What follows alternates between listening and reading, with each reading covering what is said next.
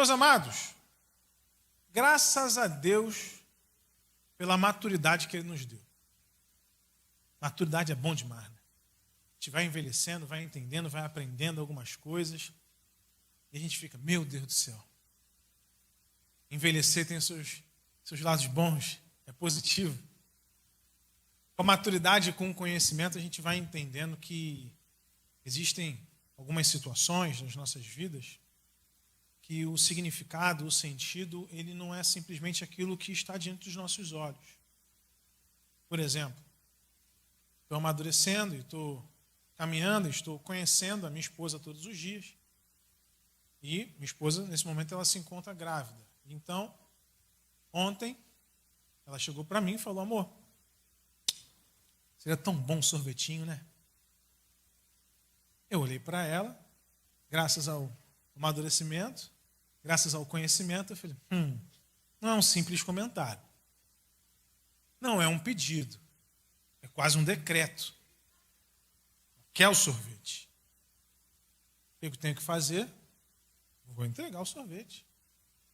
E a vida é assim, quanto mais a gente conhece as pessoas, quanto mais a gente conhece os nossos irmãos, a gente vai entendendo, a gente olha ali e aí vê, poxa, esse sorriso não está aparecendo, não tá bom, está tudo bem. Ah, né? Pronto, você sabe que não está. Vamos sentar, vamos conversar. Aqui na igreja tem um fato muito interessante. Aqui, quando um jovem chega para mim e fala, Fredinho, eu entendo que quando ele me chama de Fredinho, ele quer um abraço, ele quer um carinho. É tanto carinho que é, Fredinho, vem cá, filho, vou te dar um abraço. Às vezes quando eu ouço aqui, Alfredo, aí opa, esse aí é um companheirismo. Deve ter alguma missão que está me... Alfredo, me ajuda a carregar aqui. Alfredo, a gente pode ir ali rapidinho? Ok. Mas quando vem pastor Alfredo, e aí já é uma questão de autoridade. Já ouço isso e já achei, lá vem. Vamos sentar, vamos conversar. Conhecer as pessoas às quais nós convivemos nos dá esse privilégio de enxergar as coisas além do superficial. Com Cristo, é a mesma coisa. Quanto mais nós lemos a palavra de Deus, quanto mais nós estudamos sobre a palavra de Deus, a revelação, ela sai do superficial. E começam a vir revelações mais profundas. Algumas histórias que crescemos vendo desenho, vendo o Kids no teatro, algumas histórias que ouvimos todos os dias, histórias bíblicas, elas ganham um novo sentido. Você fala, caramba. Você já teve essa sensação? Você está numa igreja, você está numa conversa com o irmão, e aí você está conversando sobre a criação. E aí daqui a pouco ele traz um entendimento um pouco mais profundo sobre Deus e a criação. Aí você, gente, eu li Gênesis de trás para frente, de frente para trás, eu não tinha percebido isso. É graças a um amadurecimento, o convívio, a busca tem essa bênção. E hoje, nós vamos buscar essa bênção. Nós vamos ler uma história que já lemos muitas vezes. Mas hoje nós vamos olhar para essa história e vamos pedir ao Senhor que Ele nos abençoe com um entendimento um pouco mais profundo. E vamos ver o que isso muda nas nossas vidas. Faz um favor, pega a sua Bíblia, vai no livro de Êxodo, lá no capítulo 2. Nós vamos olhar para 3 pontos, 3 itens, como bons batistas, e vamos buscar um significado mais profundo, que não fere a homilética, a exegese, que não fere a interpretação. Nós não vamos criar nada, nós vamos, na verdade, receber de Deus aquilo que está na sua palavra. Êxodo, capítulo 2. Quem achou diz amém. Deu nem tempo de eu beber uma água. Minha versão é NVI. A gente vai lá no versículo 1, tá? Êxodo 2, versículo 1. Um homem da tribo de Levi casou-se com uma mulher da mesma tribo. E ela engravidou e deu à luz a um filho. Vendo que era bonito, ela o escondeu por 3 meses. Versículo 3. Quando já não podia mais escondê-lo, pegou um cesto feito de junco e o vedou com piche e betume. Colocou o menino e deixou o cesto entre os juncos à margem do Nilo. A irmã do menino ficou observando de longe para ver o que lhe aconteceria. A filha de Faraó descera ao Nilo para tomar banho. Enquanto isso, as suas servas elas andavam pela margem do rio. Nisso, viu o cesto entre os juncos e mandou a criada apanhá-lo. Versículo 6. Ao abri-lo, viu um bebê chorando. Ficou com pena dele e disse: este menino é dos hebreus. Então a irmã do menino aproximou-se e perguntou à filha do Faraó: a senhora quer que eu vá chamar uma mulher dos hebreus para amamentar e criar o menino? Quero, respondeu ela. E a moça foi chamar a mãe do menino. Então a filha de Faraó disse à mulher: leve este menino e amamente-o para mim, e eu lhe pagarei por isso. A mulher levou o menino e o amamentou. Versículo 10. Tendo o menino crescido, ela o levou à filha de Faraó, que o adotou, e lhe deu o nome de Moisés, dizendo: porque eu o tirei das águas. Vamos orar? Santo Deus, somos gratos por esse momento de culto, de comunhão. Experimentamos a Tua presença e pedimos que o Teu Espírito Santo nos dê um entendimento daquilo que o Senhor quer nos revelar nessa manhã. É isso que nós pedimos e oramos em nome de Jesus. Amém. Hoje, vamos pedir ao Senhor que Ele nos revele sobre o olhar, sobre a arca e sobre a entrega. Esse é o tema da nossa mensagem. Olhar. Vamos no versículo 2. E vendo que era bonito, ela o escondeu. Esse é o relato pós-gravidez, pós-parto. A mãe, ela olha para o menino e viu que ele era bonito. Eu ainda não tive essa oportunidade de olhar. Neném, graças a Deus, está no forninho ainda. Mas essa semana eu tive a bênção de conversar com um irmão que é pai. Ele virou para mim e falou: pastor, quando meu filho nasceu, eu ouvi o choro. E tudo bem, era mais um choro. Não tinha nada de diferente nesse choro, não senti nada. Mas quando eu olhei, pastor, quando eu olhei para aquela criança, aí ele para mim: pastor, eu estou todo arrepiado. Quando eu olhei para aquela criança, eu senti algo que eu nunca senti na minha vida. Foi como uma explosão de amor, de alegria, de cuidado. Pastor, foi assim. E aí eu via, né? Olhava para ele tentando me explicar e faltava palavras para ele explicar a sensação que ele teve quando olhou o filho dele pela primeira vez. E olha que isso foi o relato de um pai, né? Imagine nesse caso uma mãe. Por quê, pastor? Por que a mãe vai ser diferente? Ora, bolas, porque a criança está no ventre da mãe. A mãe está sentindo aquela criança. A criança nem nasceu e ela já muda a rotina da mãe. Começa a sentir mais sono. Né, meu irmão? Coitada. Começa a enjoar. Aí muda alguns alimentos que a mãe tanto gostava, não pode mais, não pode comer mais um japonês, porque a comida crua não pode.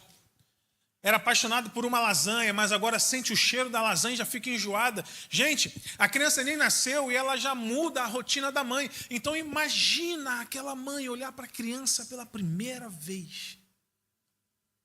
Miserável, era tu que estava aqui dentro, né? Era você que estava me causando tudo isso. Imagina a explosão de amor. Mas esse olhar que nós vimos aqui agora, eu quero que você preste bem atenção sobre como a Bíblia descreve esse olhar. Vendo que era bonito. Isso não te lembra algo? Isso me lembra Gênesis. Quando Deus ele olha para a criação e vejo que isto é bom.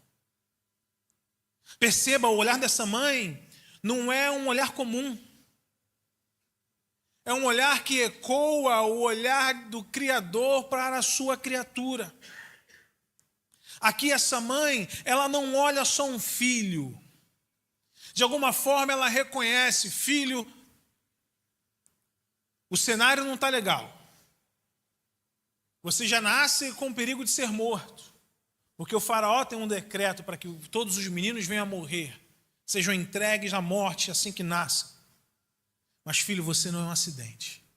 Eu vejo em você algo bom. Eu vejo em você um propósito. A mãe, ela não vê apenas um bebê. A mãe, ela vê um chamado embrionário ainda.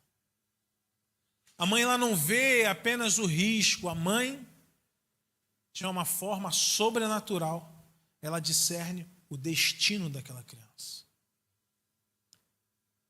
Segundo o decreto do faraó, aquela criança tinha que morrer. O contexto não era favorável, o sistema estava contra, o mundo não estava a favor, mas convicta de que havia um propósito, aquela mãe pega aquela criança e esconde. Fé, meus amados, não é negar a realidade.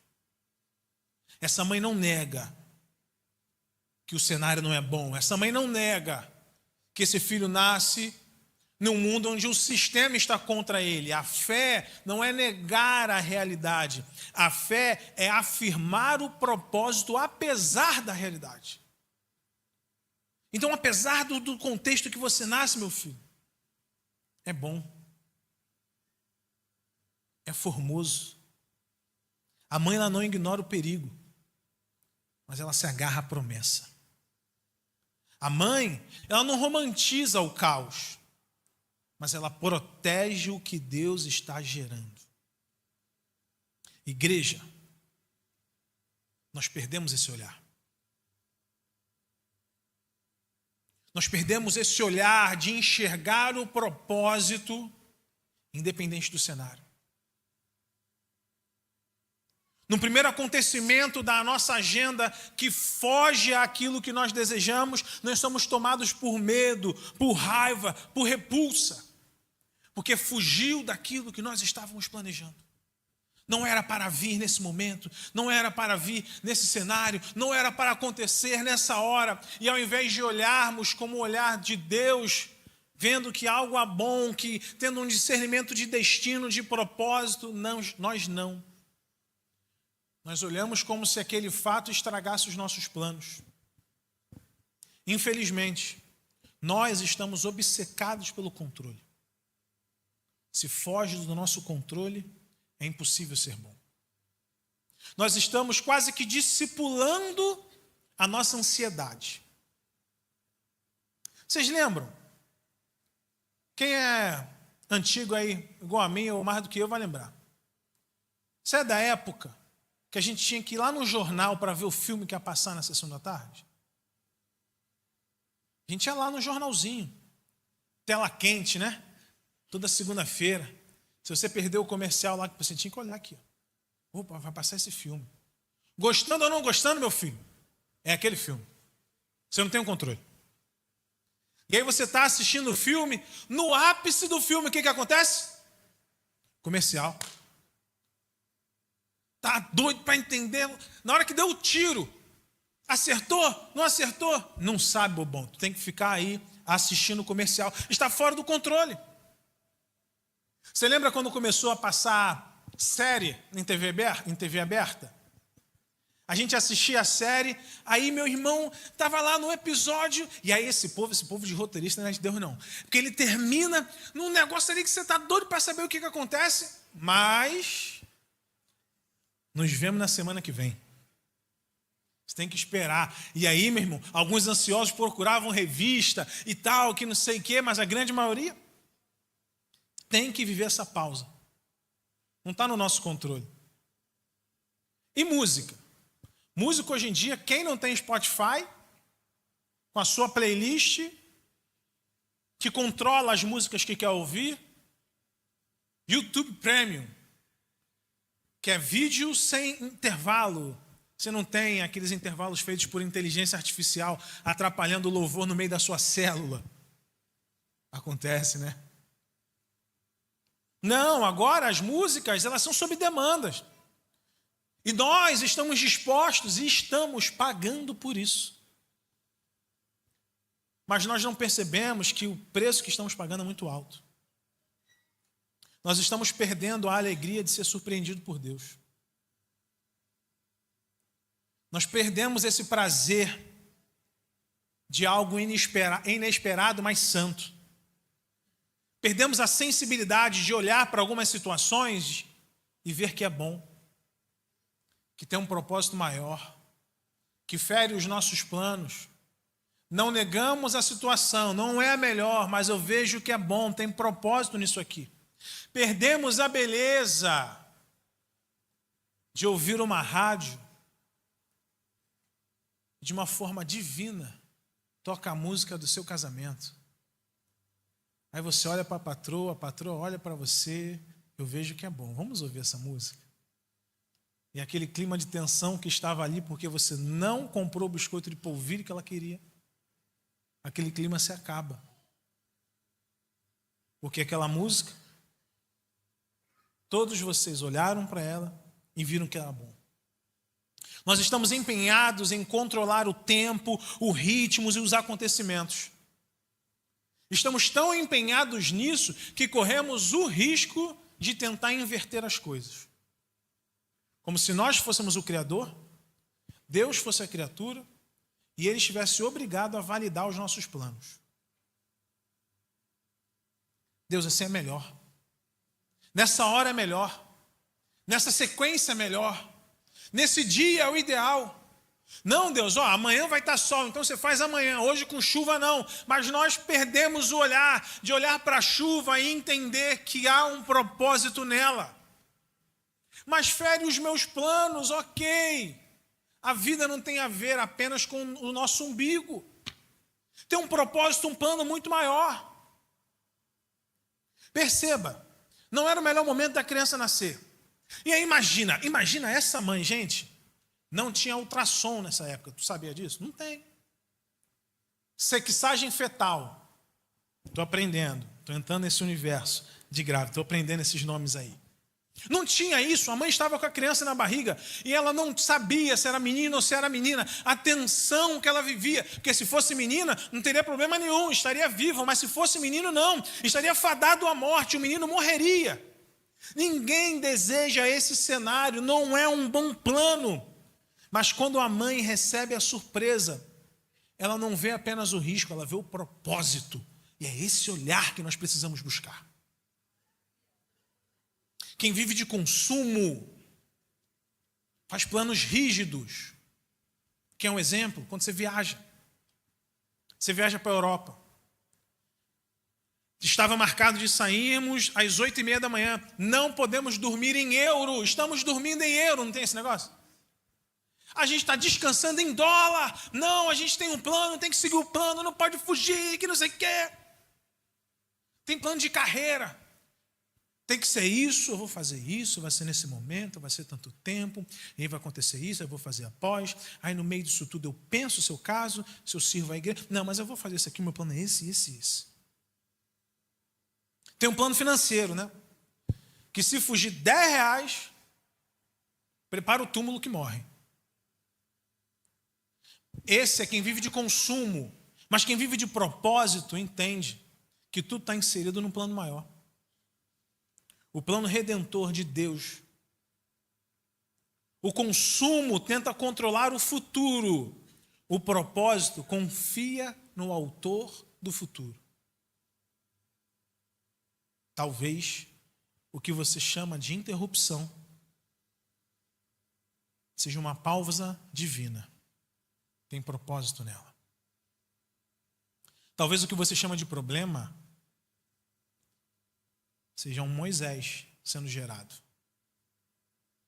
Talvez o que você chama de atraso seja o tempo exato do propósito de Deus.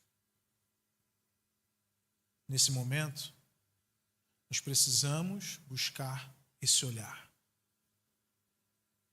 Olhar para a vida, olhar para as pessoas, olhar para as situações e entender o propósito.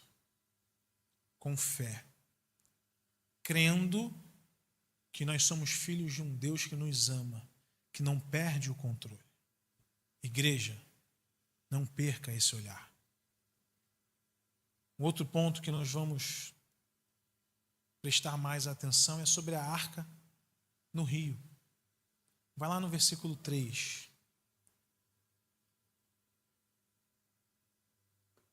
Quando já não podia mais escondê-lo, pegou um cesto feito de junco e vedou com piche e betume. Colocou nele o menino e deixou o cesto entre os juncos à margem do Nilo. Chega um momento que a mãe não consegue mais esconder a criança. Está pequenininha, está tranquilo, esconde ali, mas dá uma hora que não dá mais. Ela não pode mais garantir a segurança absoluta. Então ela faz algo que é profundamente teológico. Ela constrói uma arca e entrega o filho aos cuidados de Deus. O texto chama o cesto, em hebraico é tebá. Hoje eu vou gastar todo o meu hebraico com vocês. Tá? Tebá. E essa palavra ela aparece apenas 2 vezes na Escritura. Na arca de Noé e no cesto de Moisés. E não é um acaso literário, é teologia bíblica. Tebá é um instrumento de livramento em meio ao juízo.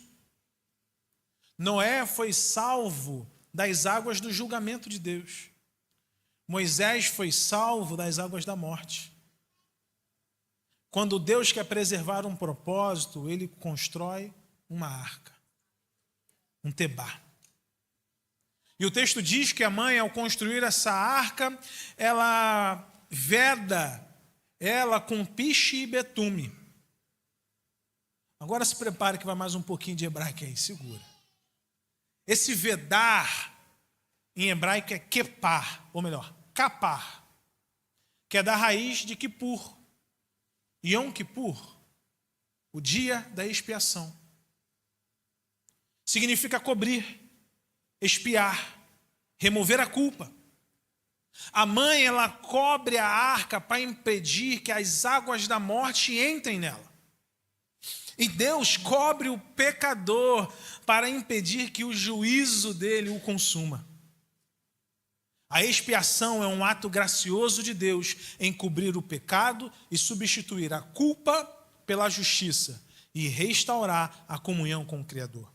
O sangue dos sacrifícios, o sangue usado na expiação dos sacrifícios no Antigo Testamento, que sacrificava-se animais, o salário do pecado é a morte. Já que pecamos, algo tem que morrer.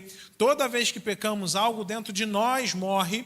Mas no Antigo Testamento, aquele pecado para ser expiado, era necessário um sacrifício. Então o sangue daquele cordeirinho que era morto expiava o pecado daquele que oferece o sacrifício, e esse sangue aponta para o sangue de Cristo Jesus. Da mesma forma que Moisés é coberto por betume, nós fomos cobertos pelo sangue de Cristo. Nós não sobrevivemos espiritualmente sem a cobertura de Cristo. Estar em Cristo não é religiosidade. Estar em Cristo não é uma tradição. Não é uma boa intenção. Estar em Cristo é necessidade. Porque nós estamos nesse rio da morte. Nilo significa o rio da morte. É o lugar onde as crianças eram sacrificadas. Era o lugar onde os meninos hebreus eram lançados. O Egito representa um sistema de opressão e oposição a Deus. E nós estamos no nosso Nilo. Não estou fazendo alusão ao Rio de Janeiro, mas nós estamos nesse local. Num local de quase que uma exaltação ao pecado. Num local onde, se não tomarmos cuidado, ideologias invadem a nossa casa e de forma muito sutil tomam conta das nossas vidas. Nós estamos vivendo missão num lugar de morte, de prazeres vazios, de distrações espirituais, de pressão cultural. A ameaça que nós vivemos hoje talvez não seja tão clara, porque não é uma ameaça física, mas é pior, vivemos uma ameaça espiritual. E ai daquele que não está em Cristo Jesus. Cristo, Deus, Ele constrói uma arca para mim e para você. Entenda, o que há de valioso em nós para o nosso Deus? O nosso corpo não é nada. O nosso corpo é feito de betume, de junco. O nosso corpo não é nada, tanto que chega ao ponto de Deus falar, se tua mão está fazendo você pecar, arranca ela fora. Não tem valor essa tua mão. O que tem valor para Deus é a nossa alma. E nesse momento a nossa alma está em um recipiente de pouco valor, que é apenas o templo. Esse corpo aqui é um templo. Ele é tão sem valor que Deus prometeu um novo corpo para a gente. O que precisamos compreender é que estar em Cristo é uma necessidade espiritual. Se nós não estivermos em Cristo, é como esse cesto que não fosse vedado. A água vai entrar, meu irmão. A água vai entrar. Se não estiver em comunhão plena com Cristo, a água vai entrar. Se não estivermos buscando Cristo todos os dias, a água vai entrar. Pastor, eu tenho 50 anos de igreja, eu sou pentacampeão em igreja, meu filho é junco, é carne, precisa ser vedado. Precisa ser expiado, precisa do sangue de Cristo sobre nós, para que o pecado não tome as nossas vidas, para que o pecado não invada as nossas casas. É necessário estar dentro da arca criada por Deus, porque fora da arca o cenário é um só: morte. Não existe neutralidade. Meu tio, uma vez, eu tenho um tio, que ele é policial. Uma época da minha vida eu sonhava ser policial. Via muito filme, né? Aí achava que tudo é Chuck Norris. Enfim. Queria ser policial, aí meu tio de vez em quando ele sentava comigo e me explicava sobre a realidade da instituição. Ele falava comigo assim: Alfredo, infelizmente, há corrupção nessa instituição.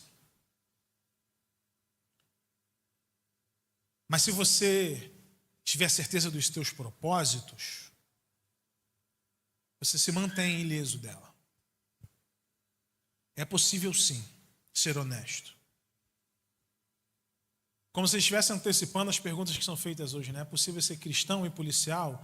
É possível sim. Mas Alfredo, existe um jargão na polícia que é o seguinte: ou você é salsicha ou você é linguiça. Aí eu, pronto, não entendi nada. Ele falou: Alfredo, uma vez corrupto, para sempre corrupto. Ou você é corrupto ou você é honesto. Não tem meio termo. Não tem neutralidade. Não tem, vou me comportar como honesto. Agora eu vou me comportar como corrupto. Eu estou num lugar, então eu vou me comportar como honesto. Eu estou em outro, eu vou me comportar como corrupto. Vou mudar o lugar. Eu estou na igreja, vou me comportar como crente. Eu estou fora da igreja, vou me comportar como não crente. Eu estou na igreja, não pode pecar, claro que não. 4 dias de carnaval, vamos embora, vamos botar uma fantasia. Vou me vestir daquilo que eu não me visto todos os dias, para colocar para fora aquilo que está reinando dentro de mim.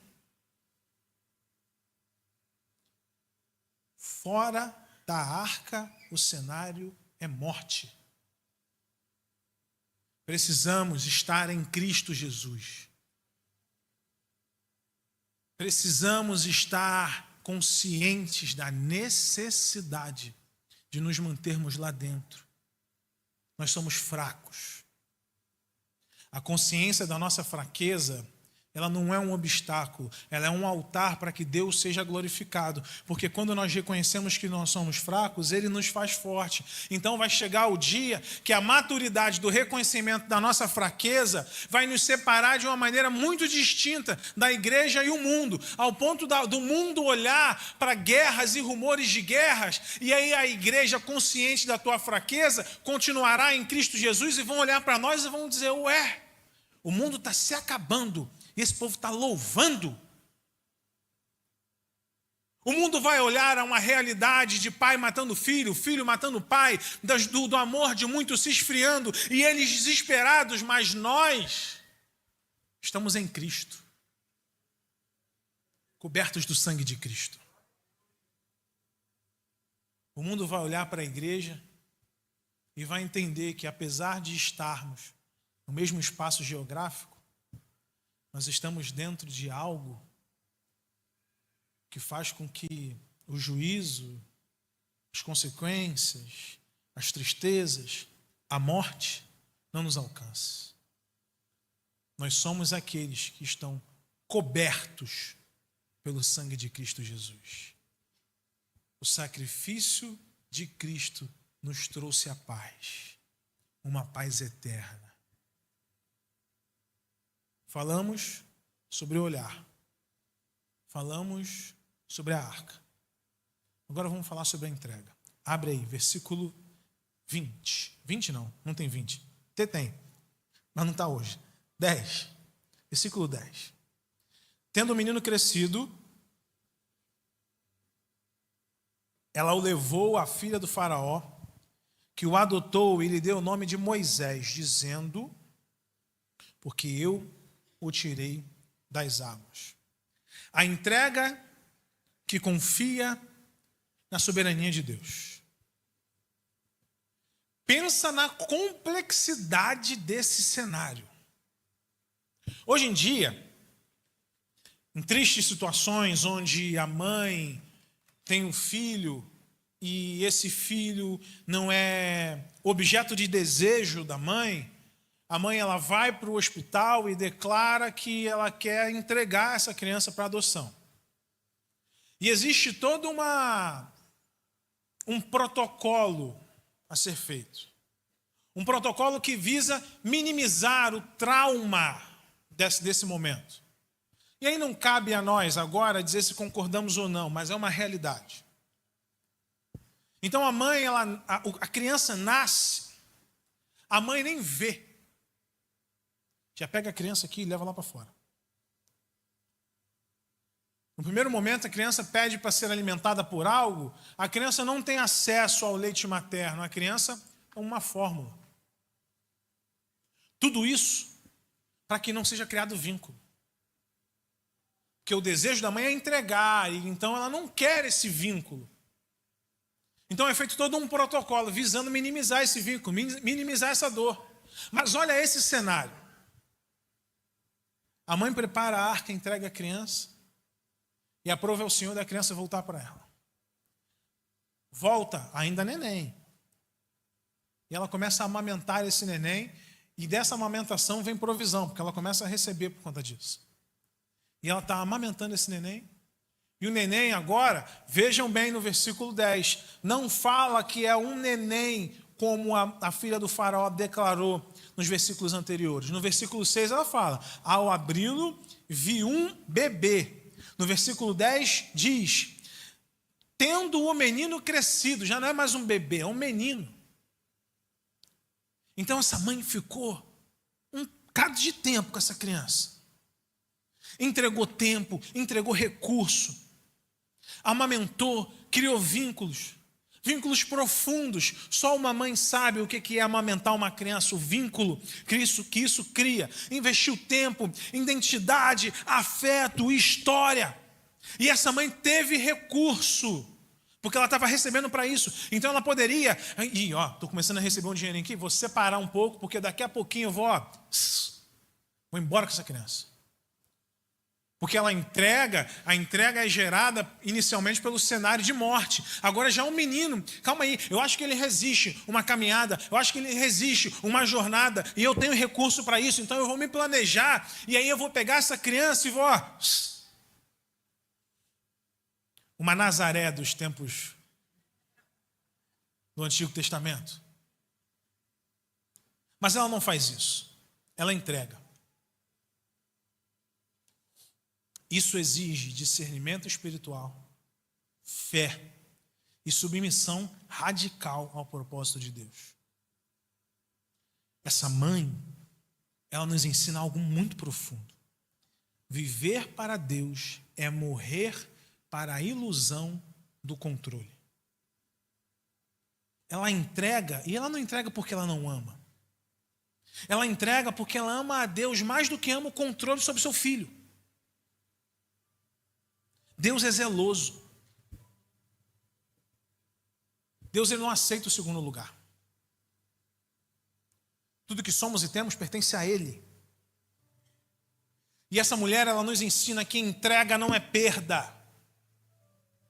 Entrega é adoração.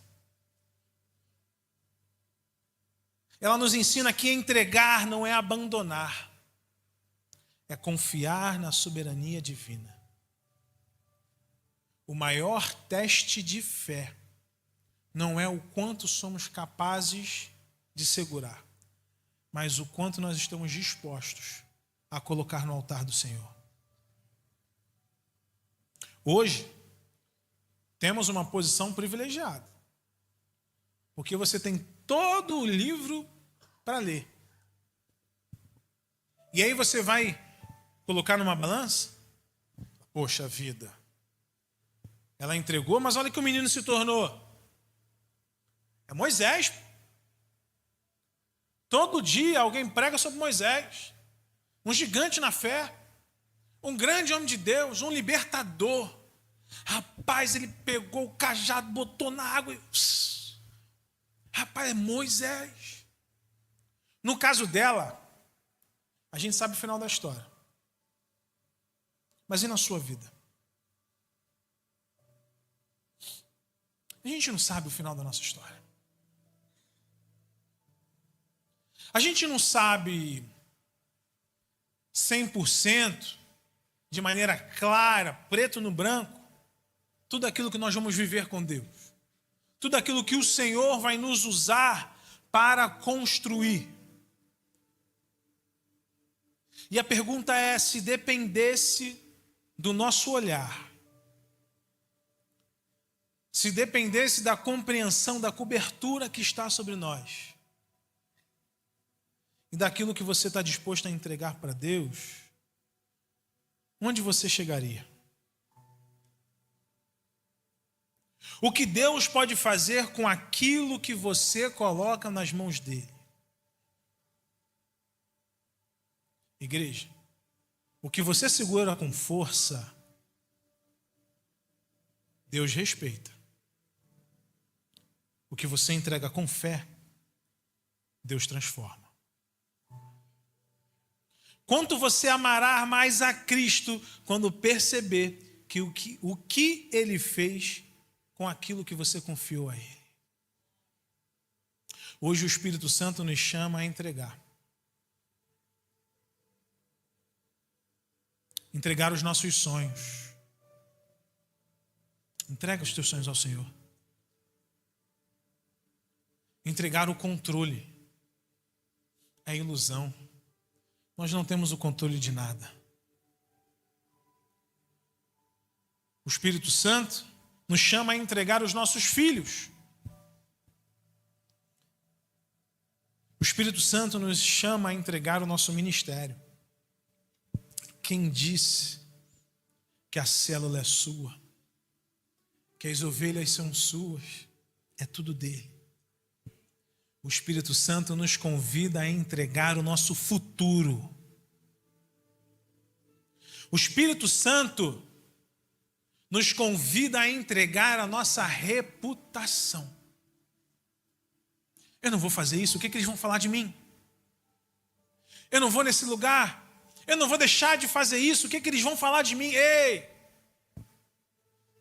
Cristão não tem reputação, tem identidade. Pode ventar, pode chover, pode acontecer o que for. A nossa identidade está firmada em Cristo Jesus. Hoje o Espírito Santo te chama a entregar os seus medos. Do que você tem medo?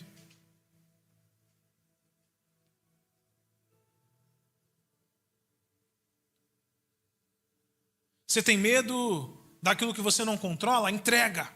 Porque não controlamos nada. Você tem medo de orar por alguém? Entrega e ora.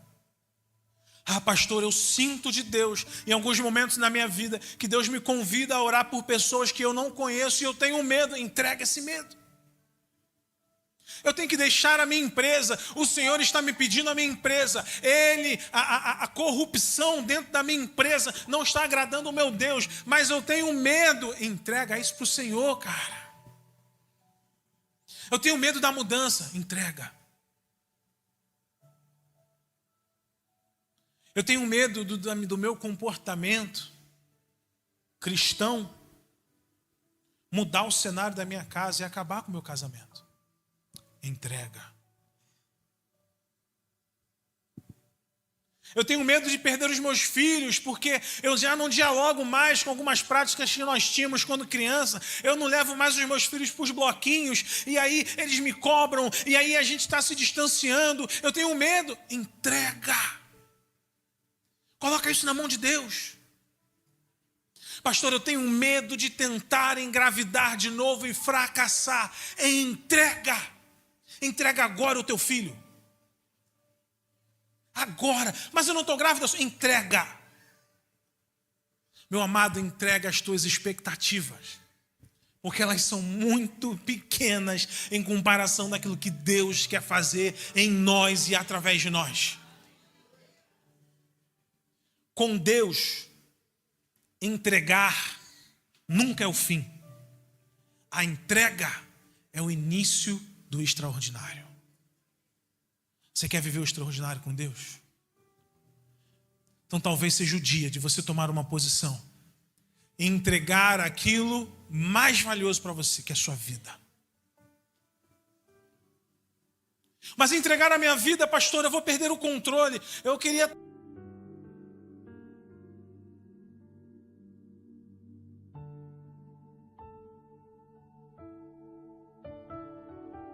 coisas que eu não concordo, que eu não quero. Meu amado, e você vai encontrar algo que você nunca imaginou. Você vai ser tomado por um amor que você nunca imaginou. Ah, pastor, mas eu sou tão sujo, eu sou tão pequeno, eu sou tão errante, você não sabe o que eu fiz. Ei, o que eu sei é como Deus olha para você e diz, é formoso, tem propósito, é meu filho, morri por ele, morri por ela. Essa manhã é uma manhã de entrega. Entregar tudo o que o Senhor tem nos pedido. E a primeira coisa que nós vamos entregar, a primeira oportunidade que nós vamos dar, é para entregar as nossas vidas ao Senhor. Eu quero convidar a igreja que feche os seus olhos, incline as suas cabeças. Nós vamos orar e faremos uma confissão de fé. E hoje eu quero te dar a oportunidade de entregar a sua vida para Cristo. Talvez você vai entregar a sua vida para Cristo pela 10ª, pela 20ª vez. Esse chamado é para toda a igreja. Entregue mais uma vez a sua vida para Jesus. Entregue a sua vida para Cristo, cara. E veja o extraordinário que Ele vai fazer através de você. Santo Deus, nós colocamos no teu altar tudo que temos. E Pai, o que temos não é bom. Temos um coração pecaminoso, temos um corpo frágil. Temos uma mente muitas vezes instável. Mas entregamos tudo ao Senhor. Entregamos o nosso medo, a nossa expectativa, entregamos Jesus, o nosso futuro. Destronamos ídolos do nosso coração e entregamos o que temos, o que somos ao Senhor. Pai, eu me arrependo dos caminhos que eu vivi. Me arrependo dos pecados que eu cometi. E entrego a minha vida em suas mãos, entendendo que na sua mão, dentro da sua arca, eu viverei o extraordinário contigo. Usa-me, Senhor. Receba-me. Transforma a minha vida. Que o teu Espírito Santo habite dentro de mim eternamente. Eu oro em nome de Jesus.